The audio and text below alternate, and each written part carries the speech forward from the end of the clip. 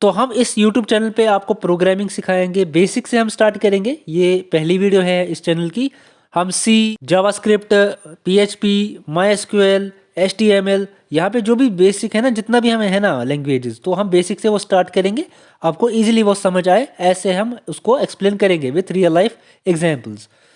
तो पहले अगर हम यहाँ पे इस वीडियो की बात करें, इसमें आपको मिलेगा व्हाट इज़ प्रोग्रामिंग, प्रोग्रामिंग क्या होता है, प्रोग्रामिंग क्यों ज़रूरी है, सी लैंग्वेज क्या है, और आखिर हम जैसे कि अगर हम कॉलेज में जाते हैं तो पहले सी ही क्यों दिखाया जाता है, तो पहले सी ही हम क्यों पढ़ते हैं। ठीक है, तो सिंपल प्रोग्राम भी एक हम रन करेंगे। ठीक है, हम देखेंगे वो रन कैसे होता है, एक्सप्लेन करेंगे आपको।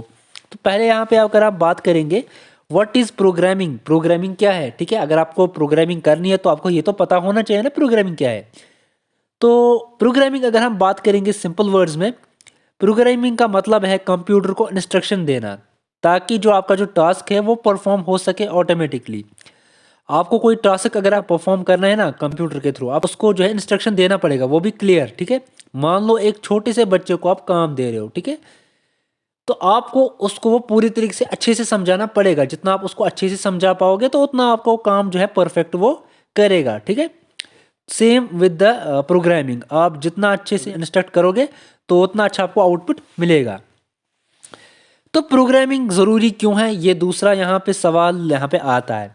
ठीक है, तो प्रोग्रामिंग ज़रूरी है आपके जो मोबाइल फ़ोन्स है, सो उसमें जो मोबाइल ऐप्स है, websites, ATM machines, games, software systems, और भी बहुत कुछ है जो कि प्रोग्रामिंग के थ्रू ही रन हो रहे हैं। अगर आप प्रोग्रामिंग के बिना देखोगे तो ये फ़ोन जो है ना डिब्बा है। ठीक है, विदाउट प्रोग्रामिंग फ़ोन डिब्बा है। तो आजकल जो भी है ना, जितने भी ऐप्स, वेबसाइट्स वगैरह है, वो सारी प्रोग्रामिंग के थ्रू ही चलते हैं। सो कंप्यूटर समझता कैसे है। ठीक है, तो कंप्यूटर तो हमारी लैंग्वेज नहीं समझता ना। तो कंप्यूटर जो है, कंप्यूटर की जो लैंग्वेज होती है वो बाइनरी लैंग्वेज होती है।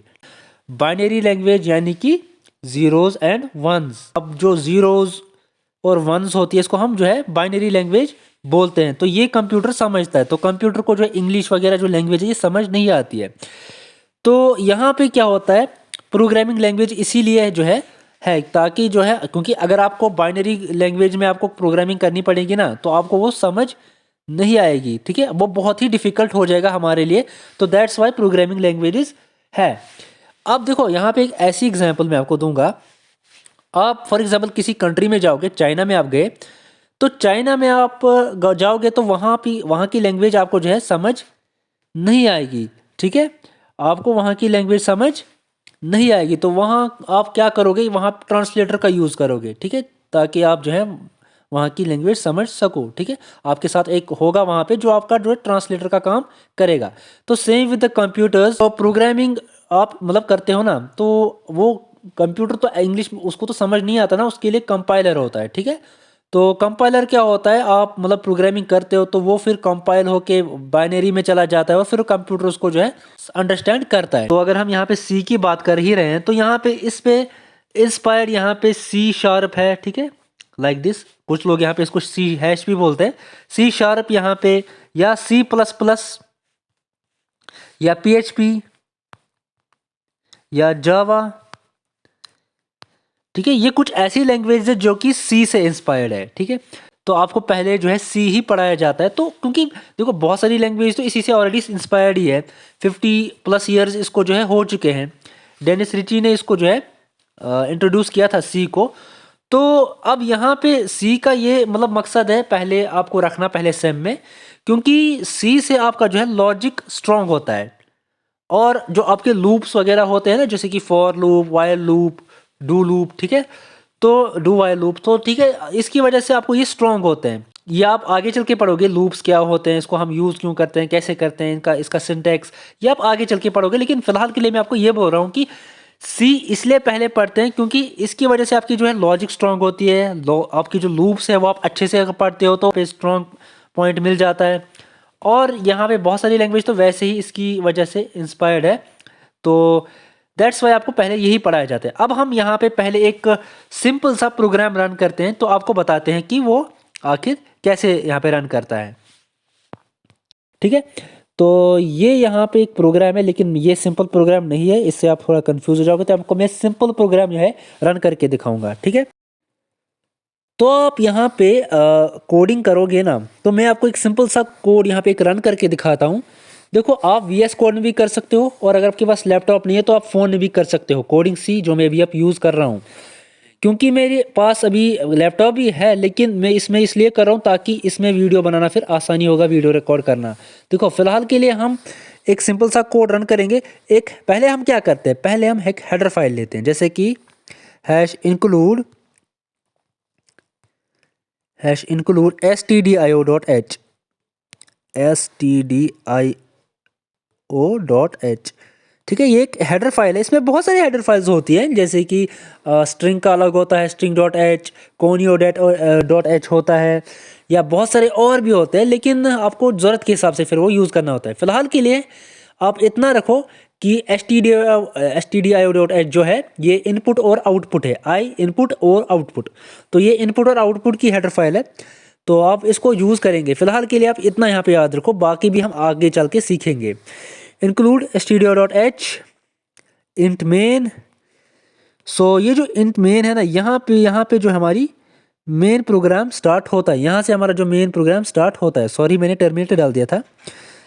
तो यहाँ पे मेन प्रोग्राम स्टार्ट होता है, हम यहाँ पे प्रिंट कराएंगे प्रिंट एफ। ये हम यहाँ पे प्रिंट कराएंगे, फॉर एग्जाम्पल हम प्रिंट कराएंगे हेलो कोडिंग। हम यहाँ पे ऐसे लिखेंगे, ठीक है, हेलो कोडिंग, ठीक है, हम ये प्रिंट कराएंगे। बट अभी आपको यहाँ पे रिटर्न प्रोग्राम जो है, आपको जो है कंप्लीट भी करना है ना, फिनिश भी करना है ना, रिटर्न 0। और यहाँ पे हम करेंगे ये क्लोज, ब्रेस क्लोज। आपको एक चीज़ का ख्याल रखना है, जो ये कोडिंग सी है, सॉरी जो सी प्रोग्रामिंग है, ये केस सेंसिटिव है। ज़रा सा भी आप इसमें जो है मिस्टेक करोगे ना, तो आपका प्रोग्राम रन नहीं होगा, एरर दिखाएगा। मैं आपको वो भी दिखाऊंगा अभी। पहले हम एक ये कोड है, इसको हम रन करेंगे। हेलो कोडिंग हमारा आउटपुट आना चाहिए, हम इसको रन करेंगे। बिल्कुल, यहाँ पे हेलो कोडिंग रन कर दिया। देखो, ये जो है ना, ये सेमी कॉलम, इसको हम टर्मिनेटर कहते हैं। तो अगर हम टर्मिनेटर हटाएंगे, देखेंगे क्या होता है, ठीक है। यहाँ पे उप्स दिखा रहा है, यहाँ पे ये दिखा रहा है, ठीक है। यहाँ पे आपको एक्सप्रेशन यहाँ पे एक्सपेक्टेड दिखा रहा है, ठीक है।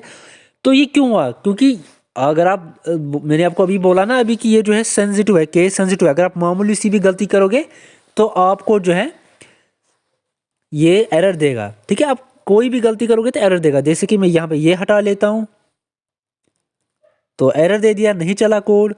तो अब मैं इसको वापस डाल लेता हूँ, तो अब कोड चल जाएगा, ठीक है। सो यहाँ पे आपको देखो, यहाँ पे #include stdio.h ये जो है हेडर फाइल है। इंट मेन, ये हमारा यहाँ से हमारा जो मेन जो है कोड स्टार्ट होता है। printf क्या है, देखो printf यहाँ पे अगर हम देखेंगे, ये printf क्या है, ठीक है। ये एक प्रीडिफाइंड फंक्शन है, ठीक है। ये कंपाइलर में ये ऑलरेडी डिफाइन किया हुआ है, ठीक है। ये printf एक फंक्शन है जिसकी वजह से आप जो है प्रिंट कराते हो कोई चीज़। जैसे कि मुझे यहाँ पे प्रिंट कराना है, कुछ भी मैं यहाँ पे प्रिंट करा लेता हूँ। मैं कराता हूँ प्रिंट 2026, ठीक है। 2026 आने वाला है, तो मैं 2026 यहाँ पे प्रिंट करा लेता हूँ। तो अब यहाँ पे 2026 यहाँ पे मैंने प्रिंट करा लिया यहाँ पे, ठीक है। तो यहाँ पे जो भी मैं आपको बोल रहा हूँ ना, ये आपको याद रखना है। जैसे कि मैंने एक हटा दिया यहाँ पे, तो एरर दे दिया, क्योंकि केस सेंसिटिव है। अगर आपको ज़रा सा भी कुछ यहाँ पे एरर आपने किया, तो आपका जो है कोड नहीं चलेगा, आपको एरर दिखाएगा। सो ये हमने सिंपल प्रोग्राम रन किया है, आप भी इसको करो। देखो, आप प्रोग्रामिंग कोई मुश्किल नहीं है अगर आप करोगे इस पे काम, ठीक है। आप नहीं पढ़ोगे तो आपके लिए बहुत ही डिफ़िकल्ट हो जाएगा। बेसिक से हम स्टार्ट कर रहे हैं। मैंने आपको यहाँ पे बेसिक प्रोग्राम आपको रन करके दिखाया, ठीक है। तो आप इसको रन करो। देखो, printf होता है हमें प्रिंट कराने के लिए। यहाँ पे एक और फंक्शन है हमारे पास एक और फंक्शन होती है जिसको हम बोलते हैं scanf, ठीक है। scanf, ठीक है। scanf से क्या होता है, सॉरी scanf, यहाँ पे तो scanf से हम क्या होता है, देखो printf से हम प्रिंट कराते हैं, scanf से हम यूज़र से लेते हैं। मान लो अगर आपको यूज़र से लेना है कोई चीज़, कोई इनपुट आपको यूज़र से लेना है, तो आप ये करोगे यहाँ पे, ठीक है। तो ये कैसे यूज़ करना है scanf, इसको हम अगली वीडियो में बताएंगे, क्योंकि अभी आपको पहले इतना याद रखना है कि यहाँ पे ये कोड क्या है, इसको रन कैसे करते हैं, ये कैसे रन होता है, इसका आपको बेसिक पहले समझना है। तो अभी आप इतना समझिए, बाकी अगर आपको कोई डाउट है आप बताइएगा। ये सिंपल सा मैंने आपको बता दिया इस वीडियो में इतना ही। अगर आप चाहते हैं किसी अलग से टॉपिक वीडियो बनाई जाए तो आप वो भी बता सकते हैं।